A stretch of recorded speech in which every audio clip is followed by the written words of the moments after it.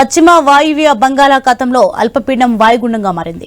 ఇది దక్షిణ ఒడిశా, ఉత్తర కోస్తా తీరం సమీపంలో స్థిరంగా కొనసాగుతోంది. దీని ప్రభావంతో ఒడిశా, ఉత్తర కోస్తా జిల్లాలో 5 రోజుల పాటు అతి భారీ వర్షాలు పడతాయని వాతావరణ శాఖ అధికారులు వెల్లడించారు. మరోవైపు అల్లూరి, పార్వతీపురం, మన్యం జిల్లాలో నదులు, వాగులు పొంగుతున్నాయి. ఇక వాయుగుండానికి సంబంధించి మరింత సమాచారం మా ప్రతినిధి రాజు అందిస్తారు. పశ్చిమ వాయువ్య బంగాళాఖాతంలో ఏర్పడినటువంటి అల్పపీడనం కాస్త వాయుగుండంగా మారి నిన్న పశ్చిమ బెంగాల్, బంగ్లాదేశ్ మధ్య తీరం దాటినట్టుగా వాతావరణ శాఖ అధికారులు ఇప్పటికే ప్రకటించడం జరిగింది. దీంతో రాబోయే 5 రోజులు కూడా ఉత్తర కోస్తా జిల్లా వ్యాప్తంగా కూడా భారీ నుంచి అతి భారీ వర్షాలు కురిసే అవకాశం ఉన్నట్టుగా వాతావరణ శాఖ అయితే ప్రకటన జారీ చేసిన నేపథ్యంలో రాబోయే 5 రోజులు కూడా ప్రజలందరూ అప్రమత్తంగా ఉండాలని చెప్పి రాష్ట్ర ప్రభుత్వం కూడా ఆదేశాలు జారీ చేసింది. మరోవైపు చూసుకుంటే ఇప్పటికే ఉత్తర కోస్తా జిల్లాలో ఉన్నటువంటి శ్రీకాకుళం, విజయనగరం, విశాఖపట్నం, అల్లూరి సీతారామరాజు, పార్వతీపురం, మన్యం జిల్లాతో పాటు అనకాపల్లి జిల్లా వ్యాప్తంగా కూడా భారీ నుంచి అతి భారీ వర్షాలు కురుస్తాయని చెప్పి వాతావరణ అధికారులు సూచించిన నేపథ్యంలో మరోవైపు వాయుగుండం ప్రభావంతో దక్షిణ ఒడిశా నుంచి ఉత్తర కోస్తా వ్యాప్తంగా కూడా ఇది పయనిస్తున్నట్టుగా తెలుస్తుంది. ప్రస్తుతం దక్షిణ ఒడిశాకి సమీపంలో కేంద్రీకృతమైనట్టుగా తెలుస్తున్న నేపథ్యంలో ప్రస్తుతం మనం విశాఖపట్నం బీచ్లో సముద్రాన్ని చూసుకోవచ్చు. ఉవ్వెత్తున ఎగిసిపడుతున్నటువంటి అలలతో హోరెత్తుతున్న పరిస్థితి కనిపిస్తుంది. సముద్రపు ఘోష స్పష్టంగా ఇక్కడ వినిపిస్తుంది. ఎందుకంటే ఏదైతే ఆ వాయుగుండ ప్రభావంతో ఉవ్వెత్తున ఎగసిపడుతున్నటువంటి సముద్రం అల్లకల్లోలంగా ఉందని చెప్పుకోవచ్చు.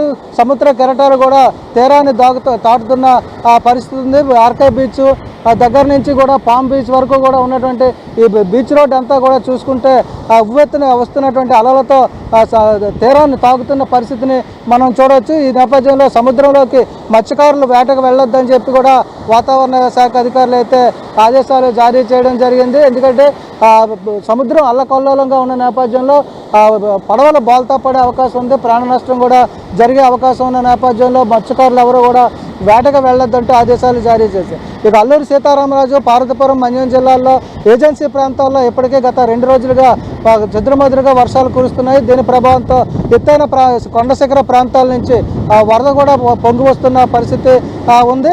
దీంతో కింద ఉన్నటువంటి కొండ శిఖర గ్రామాల దిగున ఉన్నటువంటి ఏజెన్సీ ప్రాంతాలన్నింటిలో కూడా పొలాలన్నీ కూడా చెరువులను తలపిస్తున్న పరిస్థితి కనిపిస్తుంది. మరోవైపు వాగులు, అక్కలు కూడా పొంగి పొరులుతున్న పరిస్థితి. ఏదైతే పర్యాటక కేంద్రాలు అయినటువంటి అరకు, అనంతగిరి, పాడేరు, చింతపల్లి, లంబసింగి, కటిక వాటర్ ఫాల్, బొర్రాగోలు ఈ ప్రాంతాల్లో ఉన్నటువంటి జలపాతాలు ఏవైతే ఉన్నాయో జలపాతాలు కూడా వరద నీటితో జోరుగా పారుతున్నటువంటి నేపథ్యంలో పర్యాటకులు కూడా ఆ ప్రాంతాలకు వెళ్ళొద్దని చెప్పి కూడా అల్లూరి సీతారామరాజు, పార్వతీపురం, మన్యం జిల్లాలకు చెందినటువంటి కలెక్టర్లు అయితే ఇప్పటికే ఆదేశాలు జారీ చేయడం జరిగింది. రాబోయే 5 రోజుల్లో కూడా ఒకవైపు ఉత్తర కోస్తా జిల్లాలో ఉన్నటువంటి ప్రాంతాల్లో భారీ నుంచి అతి భారీ వర్షాలు పడుతుండగానే మరోవైపు దక్షిణ కోస్తా, రాయలసీమ, యానాం ప్రాంతాల్లో కూడా భారీ వర్షాలు పడే అవకాశాలు ఉన్నట్టుగా వాతావరణ శాఖ అధికారులు అయితే ఇప్పటికే తెలియజేయడం జరిగింది. మరోవైపు చూసుకుంటే ఏదైతే ఉత్తర కోస్తా జిల్లాలు అయినటువంటి విజయనగరం, శ్రీకాకుళం, పార్వతీపురం, మన్యం జిల్లా, అనకాపల్లి జిల్లాలకైతే ఇప్పటికే ఎల్లో అలర్ట్ అయితే జారీ చేయడం జరిగింది. రాబోయే రోజుల్లో దీన్ని మార్పు చేసే అవకాశాలు కూడా ఉన్నట్టుగా తెలుస్తుంది.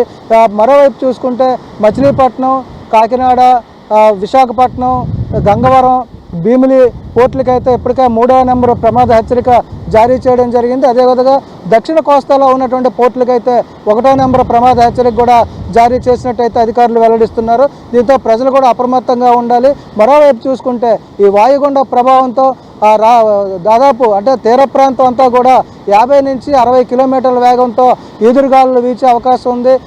దట్టమైనటువంటి పొగమంచు కూడా కమ్ముకునే అవకాశం ఉన్న నేపథ్యంలో ప్రజలు కూడా అప్రమత్తంగా ఉండాలి. తీర ప్రాంత ప్రజలు, మత్స్యకారులు, మత్స్యకార గ్రామాలకి చెందినటువంటి ప్రజలు కూడా అప్రమత్తంగా ఉండాలి. లోతట్టు ప్రాంత ప్రజలైతే అవసరమైతే సురక్షిత ప్రాంతాలకు వెళ్లేందుకు కూడా సిద్ధంగా ఉండాలని చెప్పి అధికారులు ఇప్పటికే ఆదేశాలు జారీ చేసిన పరిస్థితి ఉంది.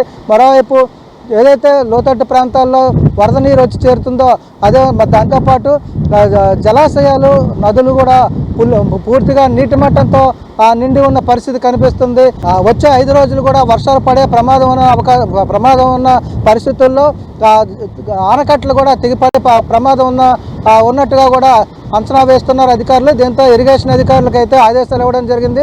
ఎప్పటికప్పుడు నదుల్లో నీటి మట్టాన్ని కూడా అంచనా వేస్తూ అవసరమైతే దిగువ ప్రాంతాలకు నీటిని విడుదల చేయడానికి సిద్ధంగా ఉండాలని చెప్పి కూడా ఇరిగేషన్ నీటిపారుదల శాఖ అధికారులకు అయితే ఆదేశాలు ఇచ్చిన పరిస్థితి ఉంది. అదేవిధంగా ఎన్డీఆర్ఎఫ్ బృందాలను కూడా సన్నద్ధం చేయడం జరిగింది. మరోవైపు రెవెన్యూ యంత్రాంగం కూడా అప్రమత్తమైంది.